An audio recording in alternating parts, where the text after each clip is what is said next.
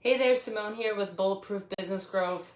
As always, with some ideas and insights, what to pay attention to when you are getting ready to grow and scale at lightning speed. So what we're going to talk about today is what it actually means to scale, because it means you are going to hit hyper growth.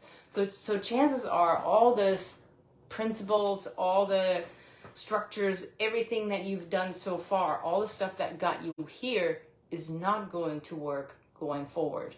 So you have to make sure that you put certain very important considerations and practices in place that will help you hit that faster momentum and will enable you to stay the course and scale without a hitch while making sure that your customer experience, that your product, that your team, that everything is good so things don't fall apart at the worst moment.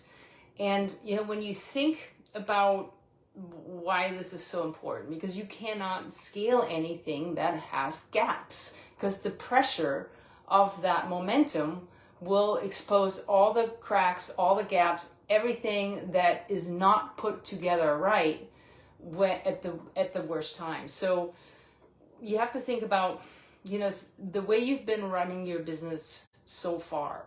For many or most business owners, what causes the worst problem is that they've been doing too much short-term planning. They've been flying by the seat of their pants. They've been making it up as they go. They have been reactive rather than proactive. And so there are a lot of temporary fixes in place, and those temporary fixes cause big problems when you have more demand. So, and one thing to think about is, like, when your goal is to go big, you have to be very proactive. You have to plan on this because it takes time to put this stuff in place. So you cannot wait for this. Like, even if you are far from where you want to be, and it might seem ludicrous to you to start thinking about what it's going to look like when your business is exactly the way that you want it, this is exactly the time that you need to start thinking about it, because it takes time to put things in place. So part of that is to really change your mindset in the way that you're looking at your business, where you really start thinking about what your ultimate outcome will look like. So let's say, I'm just going to grab some wild numbers. Let's say the ultimate outcome for your business is you want to get to 100 million revenue. So this is something that you have to keep in mind now, so that you can put the right systems and structures and processes in place, so that you don't have to keep reinventing the wheel, that you don't have to keep doing things over and over and over. So when you have a big goal like that, you have to make sure that now you start getting really clear about what your specific definition for success in your business looks like. And it's really simple. Like, a lot of business owners do this, that they just say, I just want to be successful, but and that's what they say to their teams, but there's no specificity attached to that. There's no clear picture attached to that. So they're not getting there because they don't know where to go. So it's really important to do that. So, because what you want to do is you want to put that clear picture in place so you can show it to your team, because they also need to know that you're for real. You're not making this stuff up. You actually have a clear plan and strategy for how to get there. And you also have to know this for yourself, so that you can hold yourself and your team accountable to those bigger goals, to that bigger mindset, to the bigger way of being that will get you to that ultimate goal. So to do this whole thing right, to make sure you cover all the pieces, what we just discovered in a session with my graduate mastermind is there's really 8 main areas of focus that you and your team both have to get focused on, aligned around, and stay aligned around. And it really is in that succession. So the first thing, of course, that happens is it has to start with you. So you, as the business owner, as the CEO, most likely have to think much bigger. So you really have to be audacious and daring and claim your big, hairy, audacious goal, that BHAG that you really want. And for a lot of entrepreneurs, they have some big dreams. And somebody told them at some point, it's a pipe dream, and then they stop with that dream, or they make it smaller, or they chunk it down into smaller achievable goals, and that's great, but then they get stuck in that. So this takes a lot of courage. This takes a lot of being audacious to just claim what you really, really want. So what I challenge our clients is, first, well, we want to know, what's your reasonable 3-year goal? So that's kind of like, when you look at best case scenario, 3 years from now, what do you want your company to look like? So that's already, for a lot of our clients, that's already pretty scary, because again, they have to become specific. They have to actually claim their goals. They actually have to put their foot down and say, hey, this is what we are going to achieve. This is what we're achieving right now. But then the crux of that is like, okay, now that you know what that is, 10x that sucker. Because what we really need to do here is disconnect from the same patterns that are keeping you stuck right now. So this is really, really important, because when you're 10xing your reasonable goal, that means you now have to interrupt everything that's keeping you stuck. So 10xing means that anything that you could still keep holding on to is not going to work anymore. So you have to start, it starts with you, as in you have to believe that this giant goal is actually for you, that you will get there, that you have all the resources, all the everything that you need to make it to that. So, because then what we're going to do is we're going to reverse engineer from there. So you have to believe, and then you have to put really clear strategy in place. And that is your big vision that can be expanded, because that's your job as a CEO, is setting that vision and expanding it. So first of all, as we said, this is you as the CEO showing up as that CEO who is actually ready to scale. Second thing is, of course, now we have to look at your business model, because again, you might be in business for a long time already. You might have a business model that's working right now, but will that business model still work when you're 10xing what you're doing? Most likely not. Because what it means is you have to build something that is replicable. What we talk a lot about with our clients is you have to create that thing that you are the best at doing, that you love doing, where your market is scalable, and where you know that this is going to get bigger and bigger and bigger. So it's kind of that concept of like, what's that thing that you can make blow up no matter what? So that also means we have to put systems and processes in place that are scalable no matter where you go. So we want to look at what's that product or that service that you have, and then we want to make sure that you can scale that for volume. So I want to invite you to look at what you focus on right now. Are you the best at doing it? Do you love doing it? Do you have a scalable market? And is it profitable? Because that's the other thing, right? Because if you scale something that's not profitable, it's not going to go well. So now we have your mindset right. We have your business model set. Then the third thing we have to, of course, address is your org structure. So first of all, when you want to get to that next level, that means you have to hire up. So you have to hire scaling leaders who come in with the next level of experience. And for a lot of business owners, for a lot of CEOs, this is a really, really tough spot, because that means that you may have to let go of some people who are not in the right place anymore. That means the business has outgrown them. And now we have a group of good people. They may be super loyal. They may have been the people who got you here, and still they're not the people who will get you to that next level of business. So you have to look at who do you need to hire into your organization, into your company, that will bring the expertise to the table, that will enable you to do everything we just talked about. Make sure that business model is in the right place. Make sure you're in the right place. They can manage up so that you can do what you need to do. So we need to hire those scaling leaders, and then we also need to take the existing team and level them up. So anybody who's on your team already, who is ready and inviting growth, who wants this, who can upgrade their skill level, who can bring to the table what you need, now it just means you have to show up and lead them in a way that will actually enable them to keep bringing their best to the table. So you need to bring in leadership. That means you have to bring in mentoring, you have to bring in professional development, you have to bring in coaching, you have to make sure that they have everything that they need so that they can keep growing. So, and that piece is strategy and mindset, because when you're facing a team that's been around for a long time, that is used to the status quo, with change, with growth, with new team members coming on board, that can cause a lot of chaos. So we have to prepare them and we have to support them through that transition.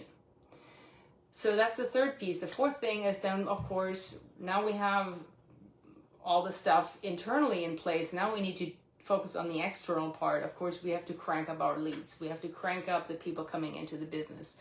So that's marketing and sales. So first of all, you have to increase your sales and marketing budgets. Then you have to really, the first part to start at is you have to scale your marketing strategy. So chances are a lot of our clients have relied on organic growth. They have relied on referrals, word of mouth, repeat clients, all that good stuff that is very important, that doesn't cost you anything. But now when you want to reach that bigger market, that means you have to put in place an actual marketing strategy. And a lot of times that is some sort of funnel strategy that will allow you exponential exposure. So, and then of course, once you have all these leads coming in, then you want to make sure that you scale your sales department so that you are hiring salespeople as your demand goes up. So we got that part covered. And now you have this flood of new clients coming in with this product that works really well. Your organization is set up right. Now we have to control, of course, the customer experience. So that's the lifetime value, the LTV for your clients. So we want to reduce churn and improve retention. How do we do that? Well, we have to look at what can we automate, what can we optimize to make sure that our existing customers and our new customers love their experience, because those are the best customers, the ones you already got, the ones who keep coming back. They don't cost you any more, they just make you more money. You don't have to pay to acquire them, they're already there. So we want to serve them at the highest level, no matter how big we grow. So you have to make sure that you have a team in place that can do that. You have all the automations and efficiencies in place that can do that. Because that's the next piece, number 6 on this list, is efficiencies and automations. So when you look at your team, how do you take that team and make them most effective, maximize their performance? We have to automate redundant tasks. And there's a lot of talk right now about AI, and that's one thing what AI is really great at, taking something that a machine can do. So we want to make sure we automate everything that generally isn't super interesting to people anyway. So now we can take our good people and focus them on things that actually take expertise, talent, and a human to work on. And also we have to put scaling technology in place. If there's anything that you don't have in your technology department that will allow you to get bigger and bigger, put that in place. Look at what your competition is using. Look at what makes people able to do things much better and faster in a much more effective way. And then, of course, we have to make sure that we achieve economies of scale. Really, really important. All right, so that was 6, then 7. Now we have to look at our operational structure. So we looked at the organizational structure earlier. So what's the ops structure? What do we need to add? What do we need to take out? What do we have to do so that we can make sure that our organization can actually support this growth? Sometimes you need to add departments. Sometimes you need to add, there's the internal and external, right? Because external, it could be you need to acquire more property, or you need to add a building, or you need to add certain machinery, or whatever it is that will support you to keep cranking up your level of production, whether that is for an actual product or for a service. So sometimes that means you have to bring in contractors or hire temporary workers, or whatever it is that will keep it rolling when you add more volume. So it's always internal and external. And of course you have to make sure that in terms of the operational sense, that your budgeting is in alignment with and in lockstep with your revenue growth, so that you can add all these requirements as it makes sense to do. Sometimes you have to extend yourself to bring in something that will enable you to go bigger and faster, and you have to make sure you do that at the right time. So you need a really good operational leader who can advise you the best way for when and what to do. And then the last and most important piece of everything is you have to build the right culture that will actually allow you to be in this place. So we need that culture of high performance and growth. So first of all, as we kind of discussed earlier, you as the leader, as the CEO, you need to communicate a compelling growth vision to your team. Because when you come out of the gate and you tell them this crazy stuff you're going to do, they need to know that you have a plan, that you have a strategy, that there's evidence that this will work, and that you are the right person to lead this. So that builds their certainty that they will actually go out on a limb with you and for you, and they will believe in what you're saying, and they will give it all their effort. So you have to communicate that compelling growth vision so that we have the plan and the evidence in place. And then, of course, we need to implement performance management. So you may have been able to kind of set it and forget it, but when you're going fast, you cannot. You need to make sure that people have feedback, they have mentoring, they have growth, they have performance plans, they have whatever they need so that they can keep their mind in the right place and their performance in the right place. Because this kind of goes along with hiring up and supporting your existing team. The only team that will be able to scale with you and that will be able to scale this company for you is a team where every single person on your team brings a growth mindset to the table. That's the only way you can do it.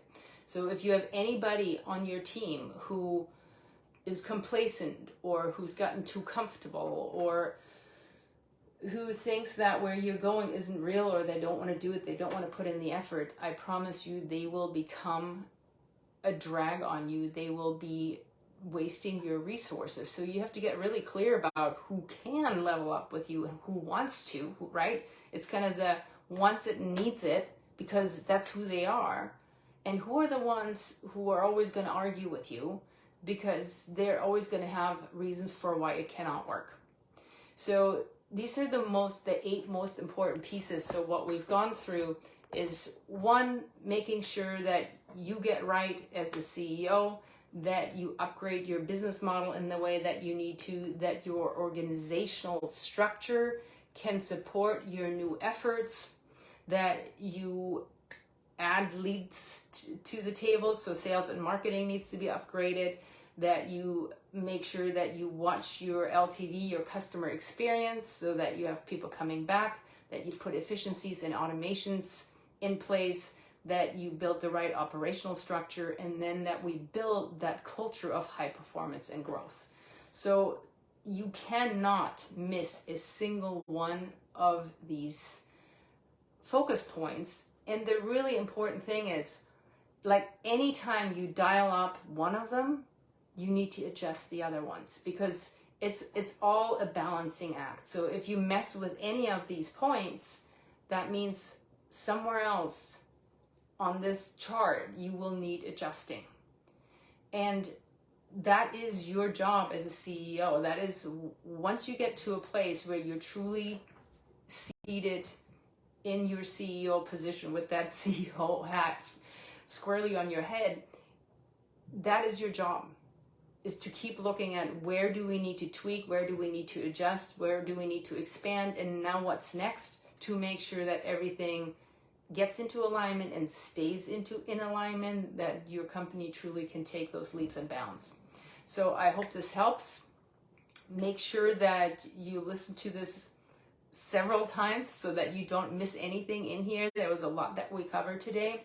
And if you want to know more, we just put a brand new training out there, and you can watch that at bulletproofbusinessgrowth.com/leap, bulletproofbusinessgrowth.com/leap. Go check that out, and happy growth. Have a great week, and we'll see you next time.